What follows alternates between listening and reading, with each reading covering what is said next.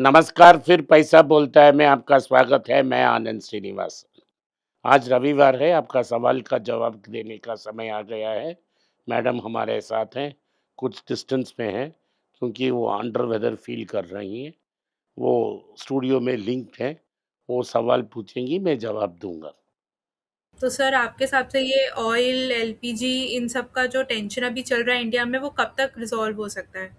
जब ये वॉर खत्म हो जाए और उसके 2-3 महीने बाद कुछ टेंशन कम होंगे, लेकिन जो डैमेज अब हो रही है इंडिया की हुँ। मईशत, इंडिया की इकॉनमी को, उसमें रिपेयर होने में 1 साल 2 साल लग जाएगा। सो अगर ये 2 महीना चला, इसका इम्पैक्ट 2 साल के लिए होगा। 1 महीना तो ऑलरेडी हो ही गया है। मैं बोल रहा हूँ अगला 1 महीना हो गया, तो 2 साल हो जाएगा। क्योंकि अगर 1 महीना गया, तो रुपये 96-97 तक पहुँच गए, 96-97। इसका मतलब है, जो भी बैंक जाता है बदलने के लिए, वो शतक हो जाएगा। तो कल आरबीआई ने कहा है कि बैंक्स जो हैं लॉन्ग पोजीशन इन डॉलर्स को कट करना चाहिए। तो कल तो आप एक्सपेक्ट कर सकते हैं 94.25 तक रुपी बाउंस हो सकती है मंडे। फिर ट्यूसडे छुट्टी, क्योंकि ईयर एंड। देन उसके बाद एक दिन मार्केट खोलेगी, फिर से छुट्टी, 31st first holiday, second working, third good Friday holiday, then Saturday Sunday holiday. So next week कुछ नहीं होने वाला है, सिर्फ 2 दिन का ट्रेडिंग होगा। तो सारा प्रेशर बिल्डअप होगा। अगर वॉर बंद हो गया, तो उसके जो आने वाला हफ्ता है, उसमें मार्केट उछलेगा। अगर वॉर कंटिन्यू हुआ, तो 22,000 टूट जाएगा।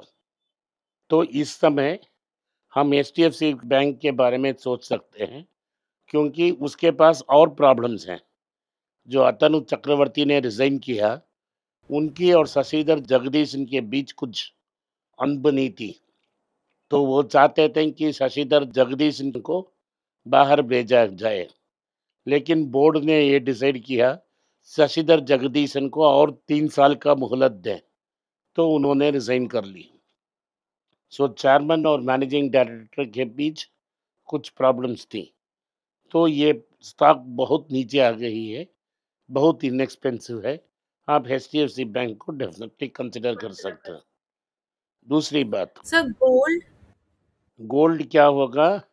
नीचे आएगा, ऊपर जाएगा, नीचे आएगा।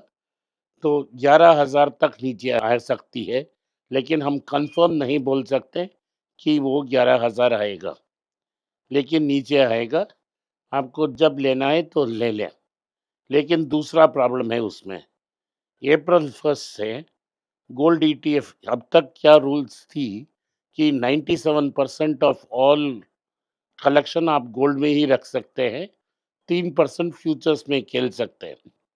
ओके। तो अभी डॉलर बचाने के लिए सरकार ने ये कही है, मेम साहब ने कही है, 50% आप गोल्ड में रखें, 50% फ्यूचर्स मार्केट में खेलें। तो वो बहुत रिस्की है। तो मेरा आइडिया है कि अप्रैल 1 के बाद आप उस मार्केट में ना रहें। तो आपके पास 1 लाख हो गया, तो उसे विथड्रॉ करके फिजिकल गोल्ड में ले लें। ईटीएफ में मैक्सिमम 1 लाख रखें, उसे बेच दें और वापस गोल्ड कंसीडर कर लें। तो ये रहा गोल्ड ईटीएफ का। दूसरी चीज़ जो वैल्यू स्टॉक हो सकती है, वो होगी Muthoot finance, south Indian bank और मनप्पुरम, क्योंकि ये गोल्ड का दाम कम होगा, इस दिन उसके अगेंस्ट जो पैसा दे रहे हैं, वो भी कम हो जाएगा। तो आप, करेक्ट। तो इसीलिए क्या होगा, इन स्टॉक का प्राइस नीचे आएगा, तो आप इसको भी कंसीडर कर सकते हैं। इसमें फेडरल बैंक भी है, साउथ इंडियन बैंक है, मनप्पुरम है, मुथूट है। ओके। आईटीसी प्रेशर में होगा, लेकिन लोग और स्मोक करेंगे, क्योंकि टेंशन ज़्यादा हो जाएगी, तो और स्मोक करेंगे। तो आईटीसी लॉन्ग टर्म के लिए बहुत अच्छी होगी। और टाटा केमिकल्स है? टाटा केमिकल्स तो बिकॉज़ इट इज़ कमोडिटी, हम क्विक रिकवरी नहीं होगा। लेकिन जो सारी आईटी स्टॉक्स हैं, टीसीएस, इन्फोसिस, विप्रो। विप्रो, एचसीएल, ये सब क्योंकि रुपी चीप हो रहा है, साहब जी शतक मारने वाले हैं, तो वही काम के लिए और पैसा मिलेगा। तो जो फॉल था आईटी स्टॉक्स में जो गिरावट थी वो ठीक हो जाएगी, तो हम इनको आईटी को बॉटम फिशिंग कर सकते हैं। तो जो बैंक्स मैंने डिस्कस किया वो कंसिडर कर सकते हैं, हुँ, आप आईटीसी कंसिडर कर सकते हैं और आईटी स्टॉक्स भी कंसिडर कर सकते हैं क्योंकि उनकी आमदनी डॉलर में है।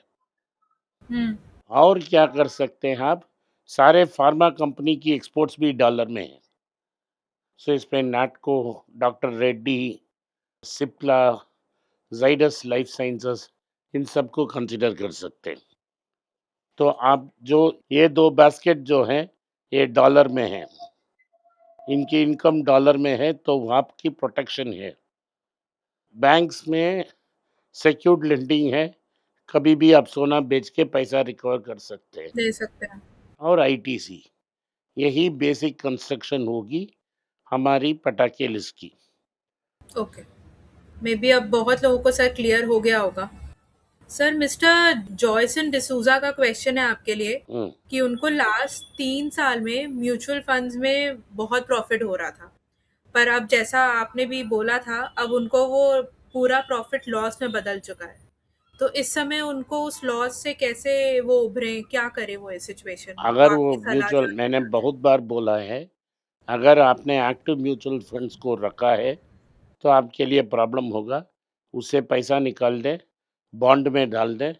बॉन्ड में 9 से 12% तक का ब्याज मिलेगा, मंथली मिलेगा। जो ब्याज आ रही है, उससे पटाके लिस्ट कंसिडर कर सकते हैं। और जो लोगों को बॉन्ड्स में जो भी कन्फ्यूज़न है, वो हमारी मेल आईडी पे मेल प्लीज़ आईडी पे मेल बात भेज। करने से प्रॉब्लम सॉल्व हो जाएगी। सर, एक क्वेश्चन आया था कि बर्जर पेंट्स का रेट इंक्रीज़ हुआ है, तो उससे इन्वेस्टर्स को नुकसान हो रहा है। पर वहीं अगर टाटा स्टील का रेट बढ़ रहा है, तो उससे लोगों को फ़ायदा क्यों हो रहा है? क्योंकि paint is an intermediate product, तो ये प्रीमियम पेंट्स हैं, जो लोग कंज्यूमर खरीदेंगे उसको। जो कंज्यूमर खरीदेंगे, घर को पेंट करने के लिए खरीदेंगे, डेकोरेटिव पेंट है। जब आपकी आमदनी ही कम हो रही है, कितने लोग जाके डेकोरेटिव पेंट्स खरीदेंगे? करेक्ट, लेकिन टाटा स्टील घर पे आप यूज़ कंज़्यूम नहीं करेंगे। टाटा स्टील एक इंडस्ट्रियल प्रोडक्ट है, सो करेक्ट, इंफ्रास्ट्रक्चर में उसका यूज़ होगा, गाड़ी बनाने में उसका यूज़ होगा। तो ये कंज़्यूमर प्रोडक्ट नहीं है, आपको स्टील यूज़ करना ही पड़ेगा।